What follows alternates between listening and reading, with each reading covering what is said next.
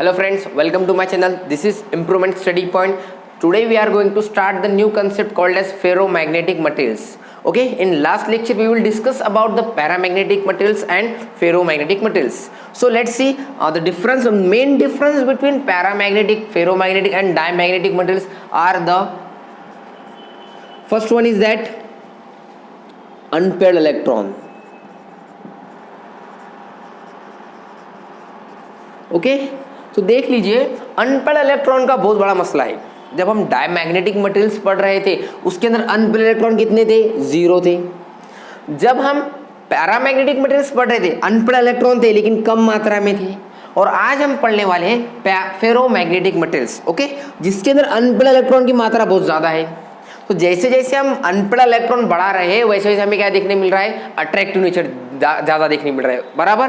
जैसे यहाँ पर अट्रैक्टिव नेचर था क्या? नहीं, 0 के इक्वल था, माने रिपेल कर रहा था। यहाँ पर अट्रैक्टिव नेचर था लेकिन कैसा था? वीकली था।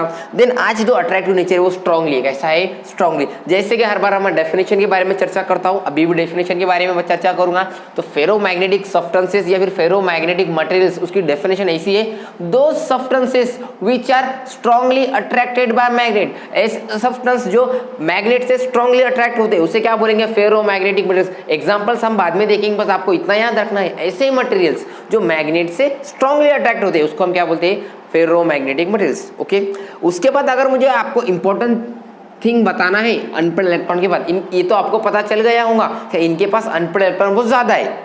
सेकंड कंडीशन ऐसी आती है, यहाँ पर डोमेन कंसेप्ट है। क्या है? Domain theory. अगर आप बुक खोल के अगर देखें, डोमेन थ्योरी, ये डोमेन थ्योरी समझने से पहले आपको ये बात समझ में आना चाहिए कि हमारा जो फेरोमैग्नेटिक मटेरियल्स है, जो सब्सटेंस है, वो lots of billions of millions of atom से बना हुआ है। ओके, वो एटम, अब मैं क्या करता हूँ, एक स्मॉल ग्रुप लेता हूँ, स्मॉल ग्रुप जिसके अंदर क्या है? मिलियंस ऑफ एटम्स है, मिलियंस ऑफ एटम्स है। ओके, इसमें कोई शक नहीं। अगर नीचे हम सेकंड वाली कंडीशन देखते हैं, सेकंड वाली जो पॉइंट है क्या है? The small group of atom. इसको जो बोलेंगे हम डोमेन बोलेंगे। फर्स्ट ऑफ ऑल मैं डोमेन की डेफिनेशन आपको क्लियरली सुना देता हूँ, बता देता हूँ। डोमेन क्या है बाद में चर्चा करेंगे, डेफिनेशन पढ़ लो। The small group of atom, ये ग्रुप है किसका? कैसा ग्रुप है? स्मॉल ग्रुप है किसका? एटम्स का ग्रुप है। Okay, which is bound together into area. Such area is called as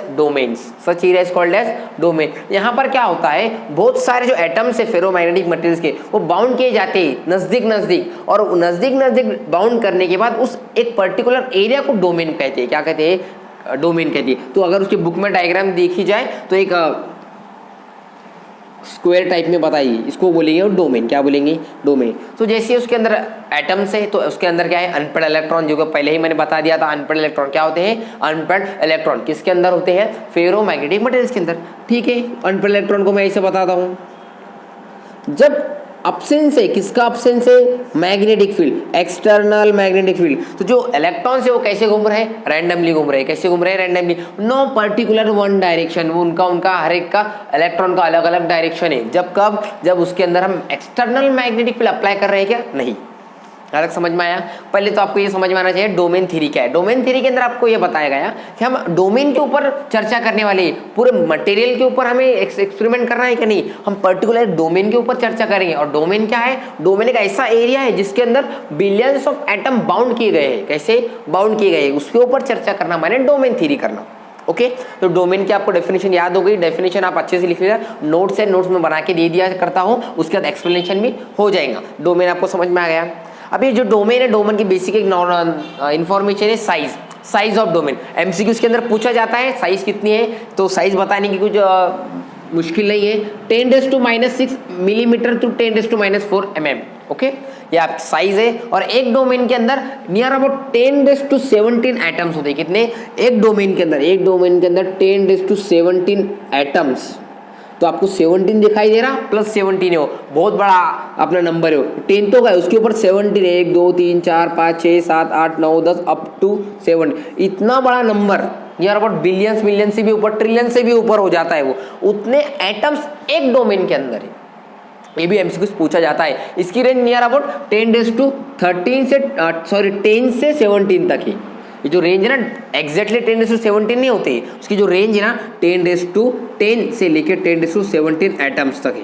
ये नॉर्मली रेंज होती है। तो ये रेंज अगर ऑप्शंस में है तो आपको ये ऑप्शंस लगाना है। ओके, ये दोनों एक बेसिक नॉलेज थी डोमेन के बारे में, आपने लिख ली होंगी और या फिर लास्ट में लिख लीजिए।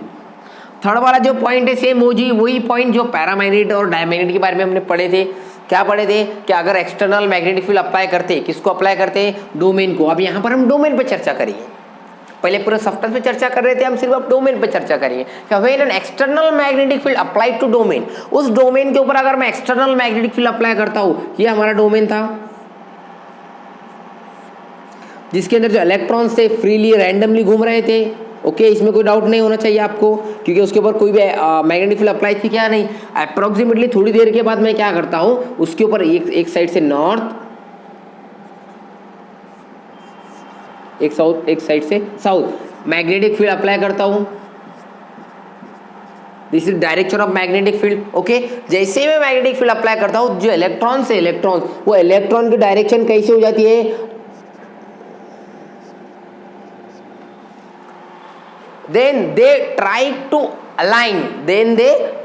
align, अगर स्टार्टिंग से पढ़ा जाए, when the external magnetic field applied to domain, जब डोमेन को हम एक्सटर्नल मैग्नेटिक फील्ड अप्लाई करते हैं, then they, वो ट्राई करते हैं क्या, then they try to themselves along the direction of magnetic field, जो साइड मैग्नेटिक फील्ड की डायरेक्शन है उस साइड जाने की कोशिश करते हैं। कौन, वो अनपेड इलेक्ट्रॉन्स।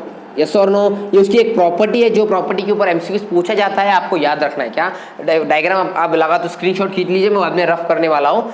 जब एब्सेंस है, एब्सेंस ऑफ मैग्नेटिक फील्ड, तो रैंडमली घूमते डोमेन के अंदर के इलेक्ट्रॉन्स। ओके, जैसे ही मैग्नेटिक फील्ड अप्लाई करता हूं मैं, नॉर्थ साउथ मैग्नेट अप्लाई करता हूं उस डोमेन के ऊपर, तो उसके अंदर के अनपेड इलेक्ट्रॉन क्या करते हैं, डायरेक्शन ऑफ मैग्नेटिक फील्ड की तरफ ट्राई करते जाने के। ओके, समझ में आया। सेकंड वाली प्रॉपर्टी बहुत मुश्किल नहीं थी, बेसिक वाली थी। और इसके बाद थर्ड वाला एक पॉइंट आता है, बहुत बेसिक पॉइंट है। Point is that when non uniform magnetic field, ये है नॉन यूनिफॉर्म। कैसी है, नॉन यूनिफॉर्म। यहाँ पर आती है कंसेप्ट, देख लो, यहाँ पर जो एक्सटर्नल मैग्नेटिक फील्ड थी वो कैसी थी, यूनिफॉर्म थी। अब यहाँ पर मैं लेता हूँ non uniform magnetic field of ferromagnetic material tends to move from weaker part to stronger part in non-uniform magnetic field ferromagnetic materials। अगर हम ferromagnetic materials या फिर डोमेन के ऊपर non uniform magnetic field apply करते हैं, तो जो वो क्या करता है, टेंड्स, वो कोशिश करता है किधर जाने की, मूवमेंट करने की, किधर से किधर तक, वीकर पार्ट से लेके स्ट्रॉन्गर पार्ट ऑफ फील्ड तक। कैसा होता है नॉन यूनिफॉर्म मैग्नेटिक फील्ड में, तो आपको बताता हूं मैं। यूनिफॉर्म माने कैसा, सबकी डायरेक्शन एक तरफ है और हर जगह हर पॉइंट के ऊपर एक ही मैग्नेटिक फील्ड है। लेकिन जब नॉन यूनिफॉर्म मैग्नेटिक फील्ड होती है, उसका माने क्या है, अगर ये रीजन है, ये रीजन के अंदर मैग्नेटिक फील्ड है। ओके,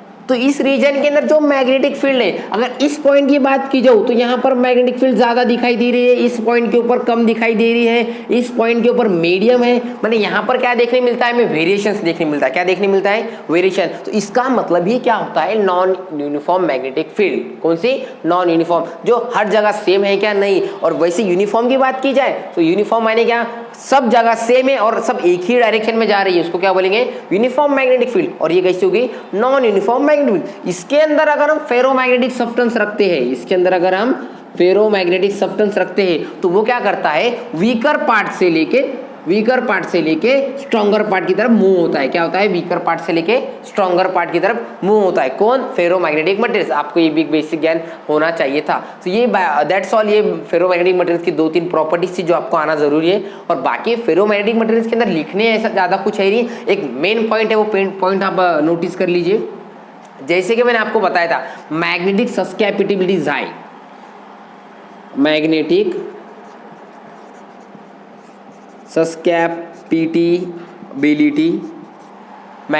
सस्कैपिटेबिलिटी। अगर फेरोमैग्नेटिक मटेरियल्स की मैग्नेटिक सस्कैपिटेबिलिटी फाइंड करे जाए तो वो कितनी है, x इज हाई एंड